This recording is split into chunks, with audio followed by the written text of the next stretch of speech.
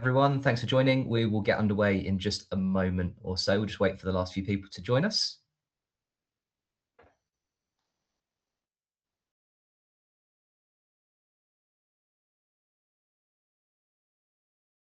Alrighty. I think we'll make a start. We've, just to introduce our session today, thank you very much for joining. My name is Sam. I've worked with Rosterfy now for about 4 years. Today's topic is going to be centered all around corporate volunteering and how we can really leverage and scale and the impact that comes from corporate volunteering partnerships. And to do that today, we've got Loris, who's joining us from the Alzheimer Society. Loris started a career in banking and transitioned into program management and has now been the head of the corporate partnerships at Alzheimer Society for quite some time. We contacted Loris because we've seen Alzheimer Society over the last few years as one of the shining examples of a charity that seems to leverage partnerships really, really well. I saw a couple more partnerships and renewals were announced actually in the last couple of weeks from the charity. So focus of today's session is to really get into how those charity corporate partnerships are managed and kind of the impact that we're seeing out of it. And I know Loris has got some interesting challenges and also some statistics you can share with us throughout the session as well. Just very quickly, for those that don't know about Rosterfy, we've been in the market now for about 11 years. We're a company who are founded by 3 volunteer managers and have spent the last 3 years really running an ongoing webinar series. And actually, this topic today has been one of our most hotly signed up for in terms of the topic. So it's obviously something that's on a lot of people's minds. And what we'll do after this session is we'll share summary notes, and also the recording of the session will get emailed out to everyone, even if they're not able to attend today.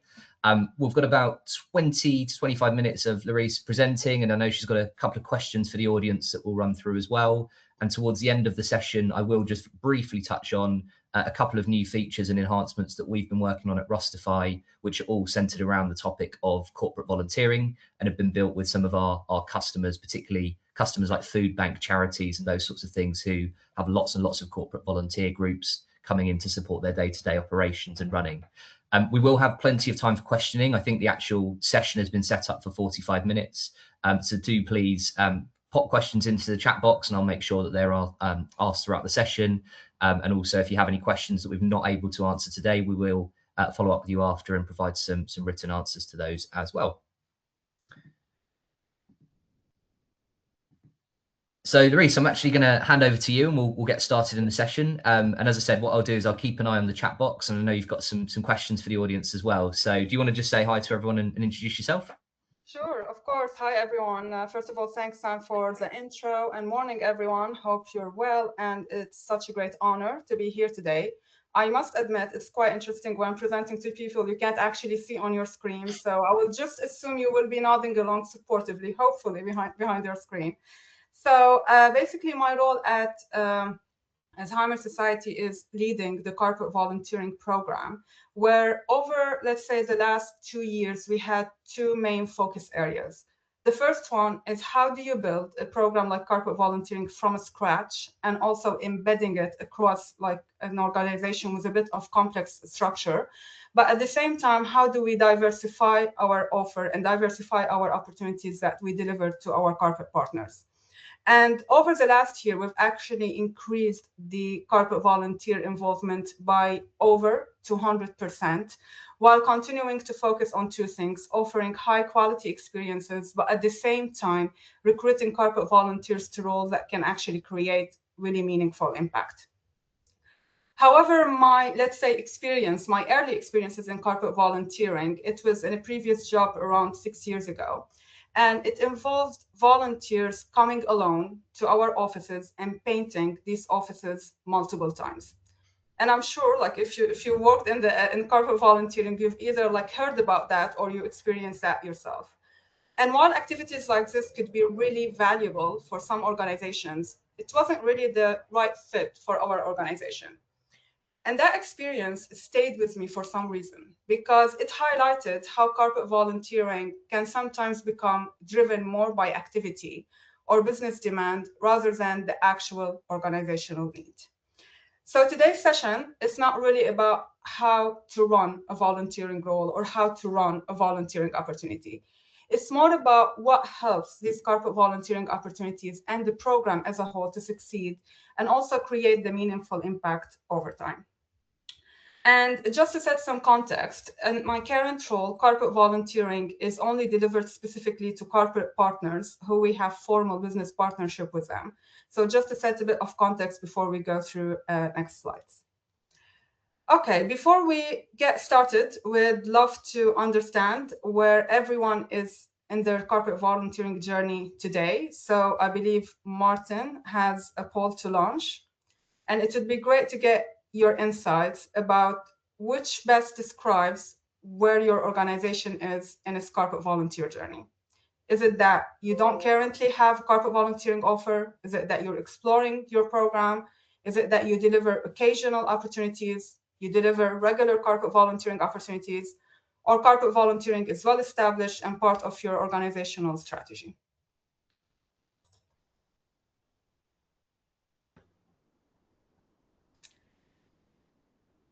Okay. Loris, they're completing the poll. I'm just waiting for our last few people to do this. Yeah.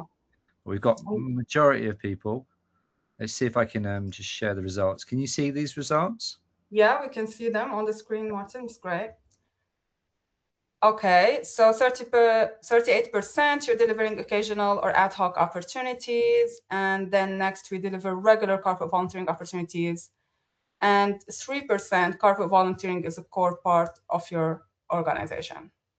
Okay, perfect. So we have like such a great mix, let's say, of journeys in the room today. And I hope, or really hope, like wherever you are right now in your journey, I hope you will find what we're talking about really relevant, but as well as really practical, and you can have like main takeaways to go and implement in your programs. Perfect. Sam, can we go back to slides, please? Yeah, can you see that? Or do I need to reshare them? Yes, the next slide, please. Next slide, sorry. Amazing. So let's start with the basics. What do we mean by corporate volunteering? At its core, corporate volunteering is when employers support their employees to give their time, their skills, their expertise to support charities and communities. Whether that's through formal volunteering policies, whether that's through dedicated volunteering time during the working hours or organized opportunities. And importantly, there's no single model for corporate volunteering. So it can vary depending on the type of the role, from event volunteering, community-based, up to skills-based volunteering, pro bono, and micro-volunteering. As well as it can vary depends on the level of commitment, the scale of involvement, as well as the method of delivery. And while corporate volunteering is not new as a field, but it does seem to be attracting more attention across both charities as well as businesses. So the question is, what's behind that shift and the increased interest? Next slide, please, Sam.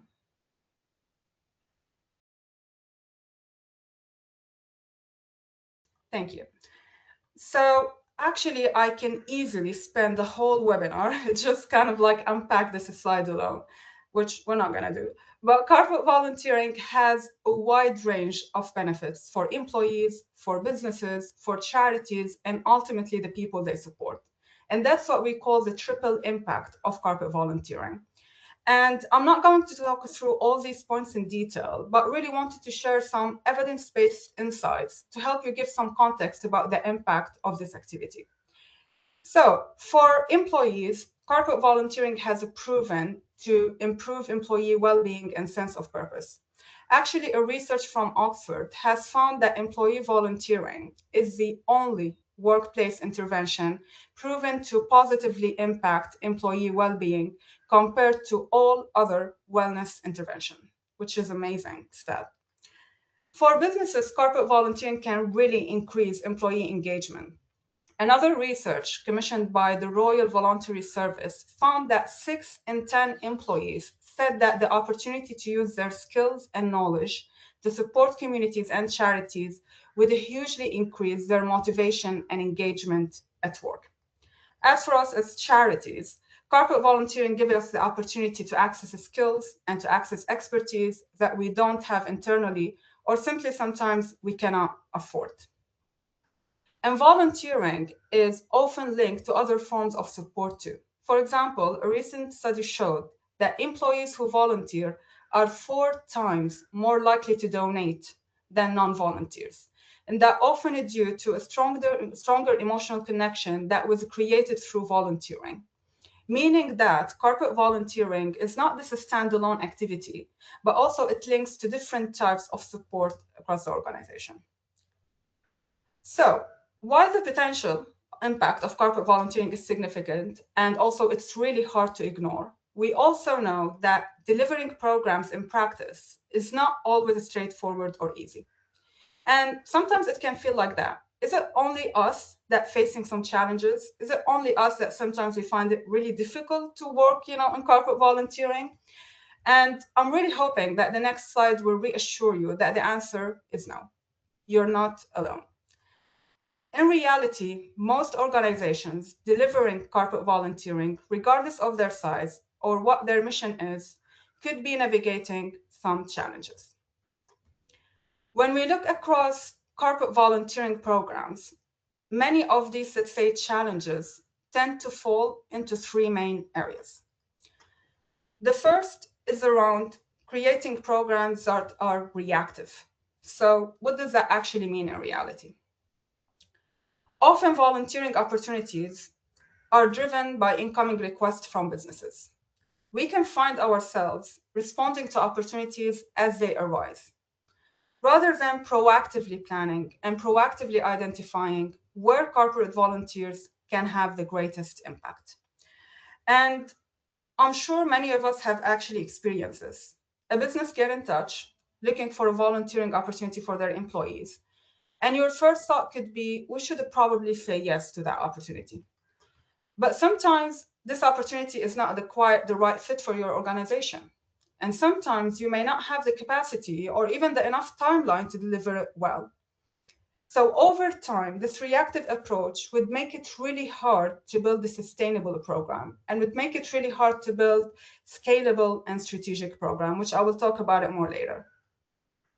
Another challenge is that corporate volunteering can happen quite late in corporate partnerships journey. Think about your own experience. Does corporate volunteering ever feel like an afterthought in your corporate partnership, rather than something that's built into partnership or even like a prospect discussions from the start? Introducing corporate volunteering late, after we signed the contract, after the fundraising target has been set, and suddenly we remember there's something we can offer to improve like employee engagement, will make it sound like a nice to have. Will make it sound like a tick box exercise. We're just doing it for the sake of it. And that will ultimately affect the engagement of employees, but also as well the intended impact of the program. The second group of challenges tend to be around ownership, tend to be around the infrastructure we have in our organizations. It can sometimes be unclear, like who owns corporate volunteering as a program? Who is responsible for sponsoring the program at senior level or even like at ELT level? Who's responsible for identifying opportunities? Who's responsible for coordinating the opportunities and doing the operations behind the scene? An unclear ownership model can really limit accountability, but it can also cause a lot of confusion when we're delivering goals and also inefficiencies. And talking about infrastructure, in many cases, the current processes we have in our organizations, the resources, but also the systems we have, simply have not yet been designed to support programs like corporate volunteering at scales effectively. And lastly, it's important when we talk about challenges to recognize that some of these challenges don't just come from the charity side, but also they come from the business side. For example, not every business prioritizes employee volunteering. And even where businesses are really interested, that interest doesn't always translate into employee participation or even volunteer signups. And there could be also a mismatch between what businesses want and what we need as charities. Businesses want one-off, short-term, larger-scale volunteering opportunities, and what we want is a skills-based volunteering or pro bono and ongoing support. So these are basically the main challenges, and I haven't made corporate volunteering sound really difficult right now that nobody wants to explore it any further. But let's zoom out a little bit about when we're talking about these challenges. When we look at these points collectively, a clear pattern starts to emerge. Successful corporate volunteering programs don't happen by accident. They require clear ownership. They require strong relationship with businesses, intentional design, but most importantly, the right infrastructure in place to deliver them successfully. So let's unpack this in a bit more detail.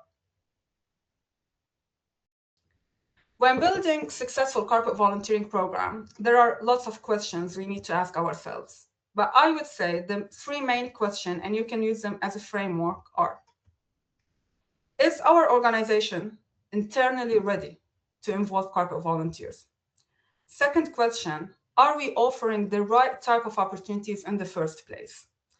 And the third question, do these opportunities actually hold up in practice and deliver a positive experience? So let's unpack each one of these a little bit further. The first question is our organization actually ready to involve corporate volunteers? We need to recognize something really important. Not everyone is familiar with corporate volunteering, what it means, or the different ways corporate volunteers can support and add value. And that's why building internal understanding of corporate volunteering is so important. Teams need to be aware of what's possible. Teams need to understand the value and the impact corporate volunteers can bring, because later on, this will help you in identify roles moving forward. Alongside this, securing basically senior leadership buy-in early on is so critical. Senior leaders can really help champion the program. They can help raise its profile, create visibility, and remove barriers that otherwise would slow progress.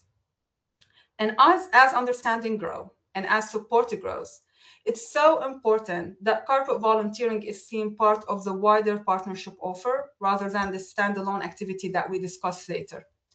And this actually helps bring volunteering into conversations earlier. And at the same time, it creates better alignment between what we need as an organization, what the business wants to achieve, but also what motivates employees. And lastly, strong programs also tend to have a clear long-term direction. We know where we want to get in, let's say, 3 or 5 years, and we know how we will get there. Here, we're not talking about corporate volunteering as an opportunity or just a role. We're talking about it as a complete program, as a complete function, like any other essential function in the organization. And having this clear vision for the future make it so much easier for you to prioritize, to make more informed decisions, but also, and most importantly, is like to bring others with you on your journey and build that confidence in the program. The second question is, are we actually offering the right type of opportunities?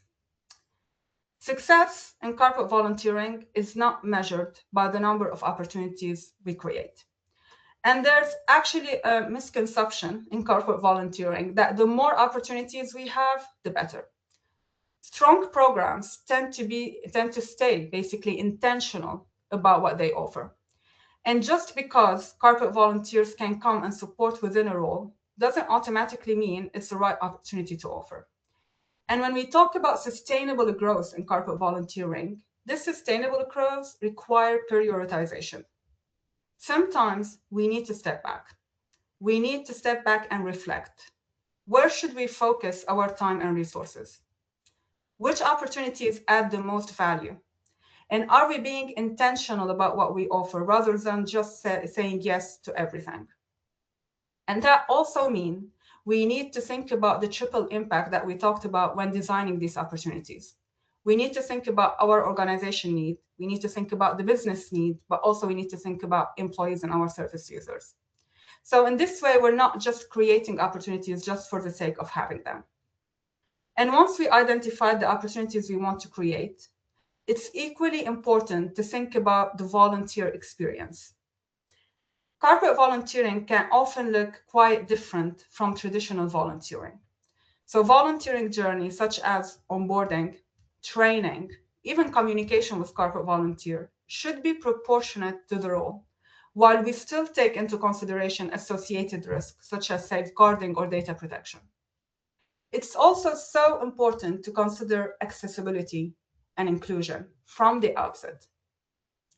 Who are these opportunities designed for? What barriers might exist? But also, how can we create roles that engage a diverse range of corporate employees rather than focusing on a specific type of employees? And finally, the third question, even if we identified opportunities and they look great on paper, the real question is, do they actually hold up in practice? One of the biggest mistakes we can make is scaling roles too quickly, rolling them out to different partners or many volunteers at once before properly testing them. Sometimes a role sounds brilliant at first, but in practice, it can be very difficult to manage, or it failed to deliver the intended impact, or it could be sometimes, not providing the high quality experience that we thought it would provide. And that's why piloting opportunities on a small scale with a small number of volunteers or businesses, gathering feedback and regularly review what's working and what's not is so important before expanding further. And my final point, it's about impact measurement and reporting. And I can't stress enough the importance of this. And when I'm talking about impact measurement, I'm not just talking about reporting on volunteer numbers and volunteer hours. Yes, these metrics are useful. Yes, this is what businesses actually want and use when they talk about employee volunteering at their business. But these metrics don't tell the whole story. We need to look beyond activity. We need to look beyond numbers and understand the real difference corporate volunteering is making for them as volunteers, but also for service users and for us as an organization as a whole. This ultimately what will help demonstrate the value of corporate volunteering, but at the same time, secure ongoing support for the program and help us to strengthen relationship with businesses over time. So that's it from my end. And now over to you, Sam, to talk about how technology can support with offering more light touch experiences for corporate volunteering. Brilliant. Thank you so much, Loris. Really interesting that. And I think I was taking some notes as you were talking. Certainly a lot of themes around being proactive and actively planning what a partnership can look like, and actually not just saying yes to things that come on your desk, but actually planning it a bit more strategically than that. And some interesting stats around there as well.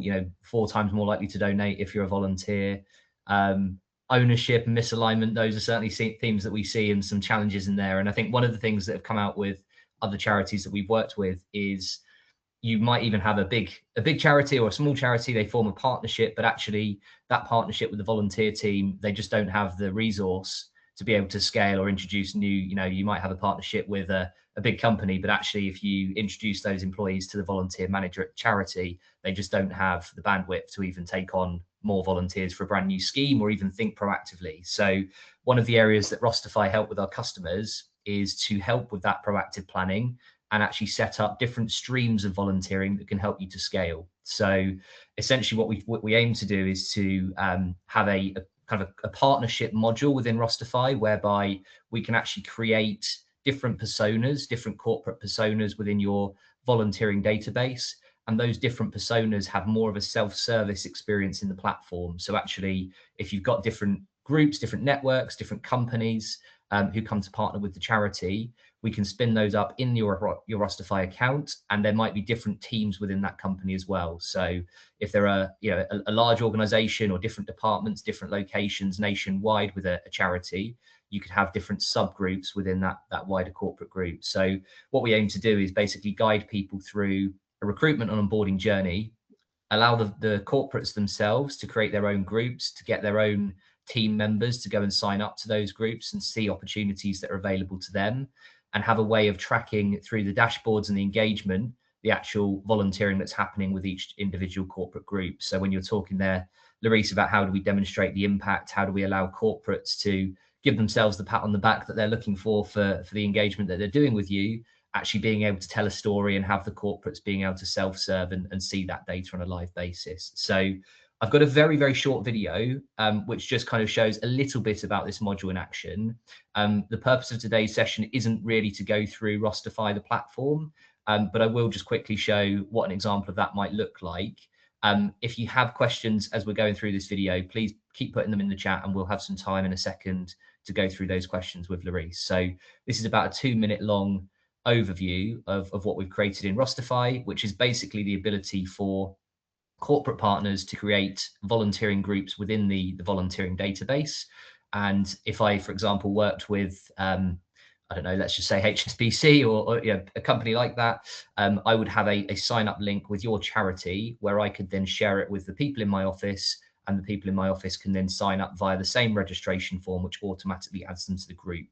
So you could have within the corporate themselves a bunch of different teams and group leaders, you know, your main points of contact within those corporates would be able to see who are in the different teams within the company and actually be able to book ourselves onto a volunteering experience as a collective, or complete some ad hoc work, maybe some remote volunteering, some specialist skills volunteering that we can then just put through the portal to show the impact that we've had with some of your volunteering sites. So it is designed to just make it a bit more self-service, a bit more fun, and a bit more engaging for corporates to be able to log in, find opportunities and ways that they can support without completely overwhelming your team with admin, because we've got some workflows and some automated communications and rewards set up to be able to support these sorts of initiatives.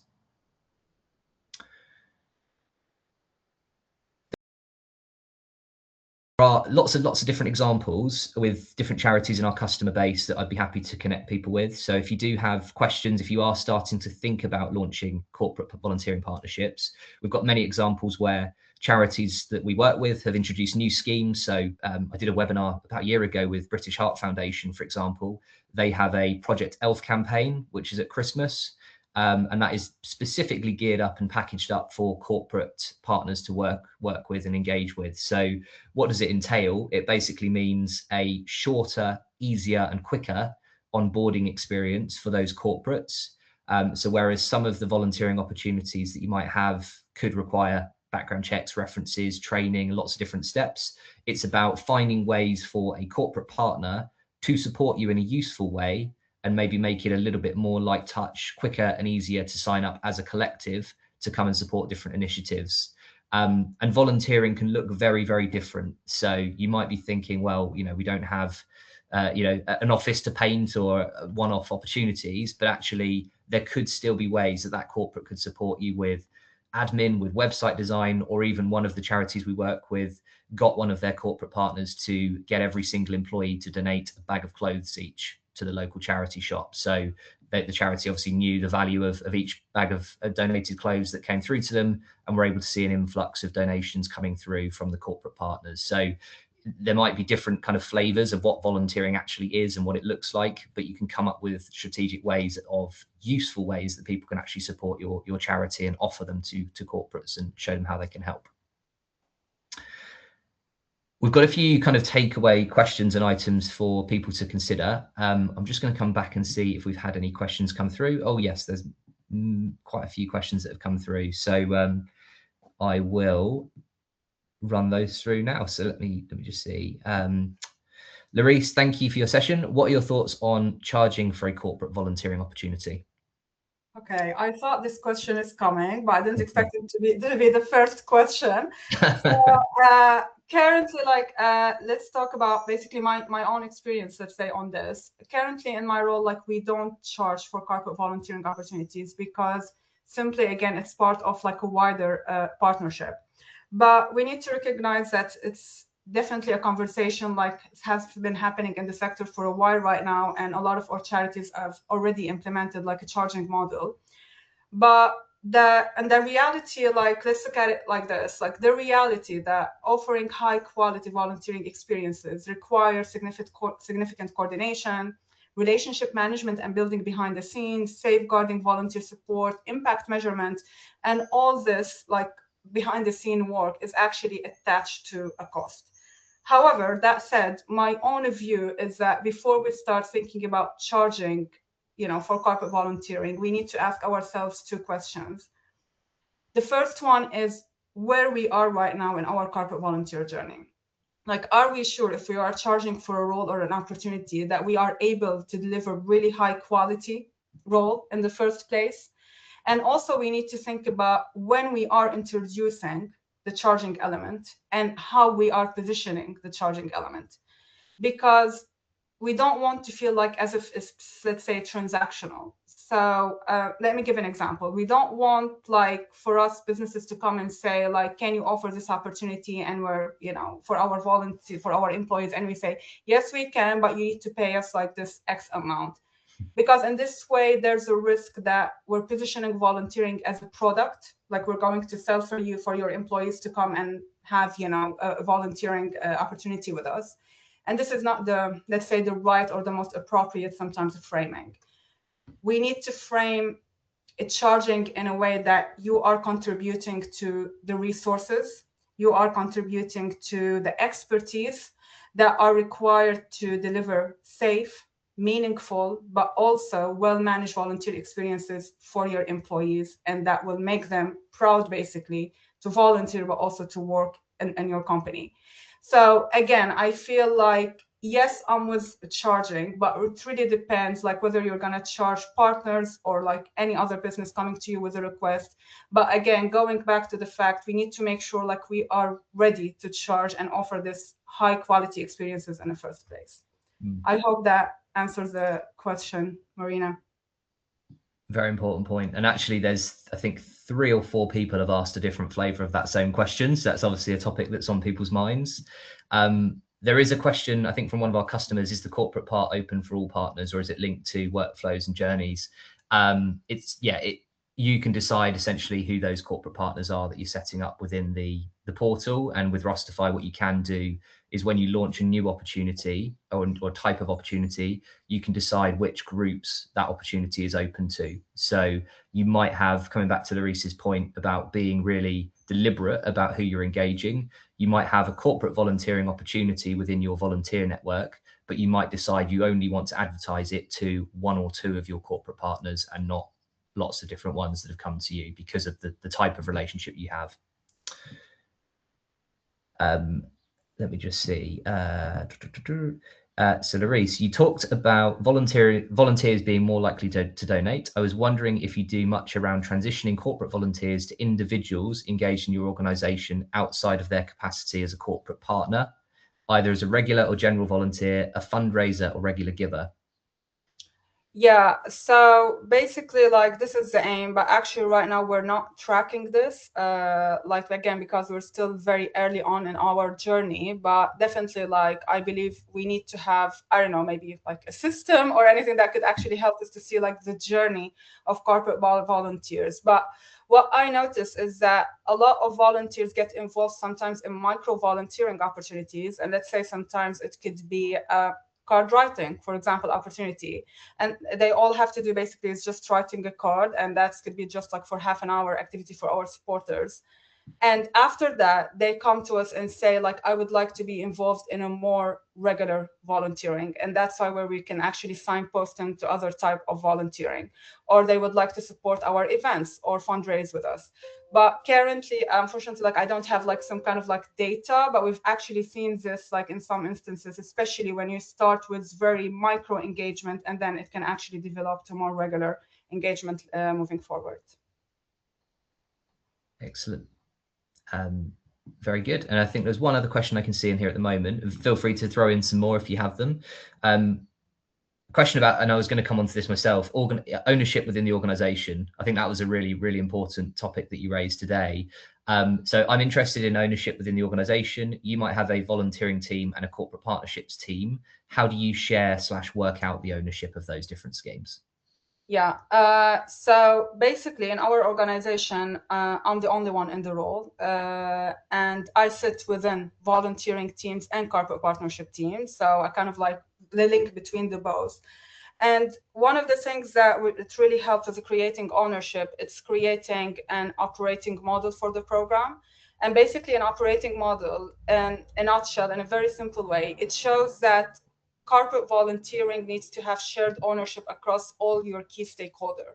So basically you need to do stakeholder mapping, and you need to see, okay, like who are the key stakeholders that need, for example, I need to raise awareness or visibility about the program. Who are the key stakeholders who will help with operations? And you need to identify their roles and responsibilities. So that's a really important, let's say, first step. And the second step I found it really helpful is that you need to think about your ways of working with these teams. Like, especially like when we're talking about corporate partnership and we're talking about positioning corporate volunteering, sometimes a quiet late. Are you in the room when, for example, the partnership's being signed? Are you in the room where we're going to talk with a prospect? And kind of like, do they, for example, do the corporate partnership team come to you and ask for your opinion about, like, we have this prospect and we think there's a great opportunity with them. What do you think the type of roles that could be a fit for this partnership? So you need to think about setting up ways of working with your key stakeholder that just to keep corporate volunteering on their radar, because we need to admit it, like everyone is so busy, they have so much on their plate. So how do you make it as a natural way, kind of like more like a business as usual when we're talking about the program? Excellent. Thank you. The questions are flooding in, so we'll try and cover as many as we can. Next one was, have you got any examples of when volunteering has really strengthened a relationship with a business? If so, why do you think it worked so well? An example. Actually, I would say, just thinking about it, like, because we do have some good examples. An example of that is like with a recent partner we had. They came to us and they wanted basically a partnership with around 50K, like to kind of like support us for 1 year. However, they were really interested in pro bono support and skills-based volunteering, which exactly what we really want as charities. So we also offered to them pro bono support, and pro bono basically opportunity, not support. And they supported us with creating a technology strategy for our new people vision. And basically, when we're talking about pro bono, we're talking about strategic roles, but also like sometimes roles that could save budget for our charities. So we needed a consultant that could cost us around sometimes 20K to go and do this work for us. And the business were so great. They said, we're going to do it for you. This is already our work. So the program, so they actually done the role, and they've already started the partnership with 50K. And right now we've been in the partnership for 2 years, and they basically increased their funding right now to over like 150K. And at the same time kept kind of like supporting us with another type of pro bono and also a couple of skills-based volunteering. And that was like the interaction with them. It wasn't just focused on fundraising, but also it was on volunteering. And I can't stress enough, of course, the importance of relationship building and relationship management from accounts team.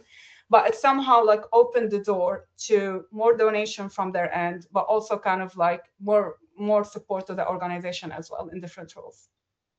Yeah, amazing. Very, very good. The questions are honestly flying in, so we're not going to be able to cover all of them. There is actually a question saying, can we view the questions? What we'll do is we'll compile them and try and share them afterwards. We'll obviously have a list of all of these and happy to connect with answers after.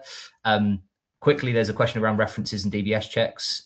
With platforms like Rosterfy, you are able to embed that in a workflow. So if those are required for a certain role, it will make sure that volunteers have done those steps in the lead up to them. Otherwise, I guess there's a more manual process with checking some of those things. We've just answered that one. Let me just go back to my list. How do you convince companies to do fundraising as their volunteering day rather than an in-person activity? Do you do that at the moment? First of all, like fundraising is not part of our corporate volunteering offer. So just to kind of like mainly address this, basically we have our own fundraising teams. But for us, again, I believe, and again, I'm not the expert in kind of like fundraising and all this. I say it's quite important going back to the point and have a discussion with your partner in the first place. And again, early on to kind of go and speak to them about like your needs and your capacity and your constraints. But at the same time, you need to be able to push back. I think it's so important sometimes that, again, going back to the point, not saying yes to everything, but at the same time, giving them some alternatives and try really to understand their point of view, like why they want, what they want to do in this volunteering day, what their aims are, what motivates their employees to do it, and try to think about like, can we offer this basically through a volunteering opportunities rather than through a fundraising? And we had, like, for example, a business where, again, they asked us, they had a volunteering day and they asked us for a mass volunteering on that day. And through, again, relationship building, through the work with them, through like several conversations, we kind of like manage, instead of, offering all their volunteering opportunities through one day, to kind of spread their volunteering day across the year. So right now their volunteers are supporting us across different, stages of the year, rather than just focusing on this volunteering day.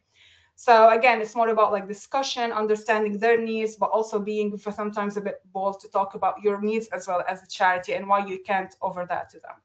I hope that answers the question. Yeah, absolutely. So it's getting exposure, it's getting face time, it's getting employees to see what the charity does and how it makes a difference. I thought this was a really good question because you mentioned it in one of your other answers. Any tips on how to get yourself in the room with your corporate partnerships team when you're all based remotely? That's a very common scenario with charities. People are all based all around the country. So how do you get yourself in those conversations when it's all online? Yeah.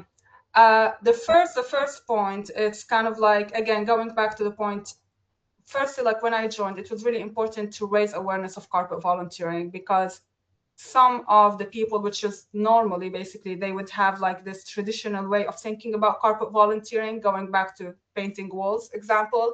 So it's so important to raise awareness about corporate volunteering and raise awareness about the value it brings to partnerships basically, and how it can strengthen the relationship with the partner. Second stage is that you need to look about how the team works. Like, for example, do they have a team meeting every week? Do they have a team meeting, monthly? And one of the things is that I looked at their ways of working and kind of like pushed myself to be in that ways of working, especially like in year one. If you have a team meeting, dedicate some time to kind of for me to come to talk about corporate volunteering, but also to answer any questions. And especially when you're launching the program, you need to be a bit proactive. You need to come to people and tell them like, you have this partner here, and I think there's a huge potential for corporate volunteering. Can we talk about it? And what I thought is really helpful at the beginning, especially because you don't want to create some kind of reliance on you as someone working in corporate volunteering. And going back to the point about shared ownership, it's like having one-to-ones with account managers. Try to explain to them, because they could have some barriers with their partners that you don't actually aware of, and that could impact the employee engagement. So try to look about how they work as a team and try to integrate, corporate volunteering. And again, going back to my point, senior leadership is so important, because, it's coming from heads of team to say, this is really important and we need to think about it. And in this way, basically, you will get more, like to say, quicker buy-in from everyone. Yeah, excellent. I'm trying to band some questions together just in the interest of time. There's quite a lot of questions around how you package up these opportunities. So there is a question around, do you at the moment offer any corporate volunteering at the weekend, and do you find ways to incentivize corporates to come at a weekend rather than the 9 to 5, Monday to Friday opportunities? Currently we do have events volunteering, like we do have like main events, like we call it Memory Walk and Track 26, and all of these actually happen during weekends. And again, I think the account manager plays such a huge role in kind of like encouraging the partners to go and participate. Sometimes they go like to these events with the partners. And for us, it's again like communicating the impact of these roles, like, and how is it important for volunteers to come and support, and sometimes to go and do this event themselves and fundraise.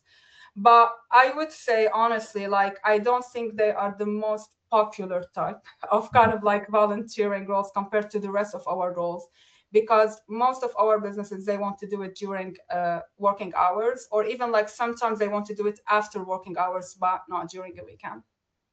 Yeah, very good. Sorry, I'll try and squeeze in maybe one more. We really are at time now, guys. So we're not going to be able to answer every single question, but really, really appreciate it. And we'll sync back with you after to share the list of questions and answers. If a corporate partner was mainly focused on working with your charity for volunteering opportunities as a second tier partner, would you still consider charging them a small brand license fee to allow the corporate to use your charity logo? For example, promoting it on their website, annual report, those sorts of things.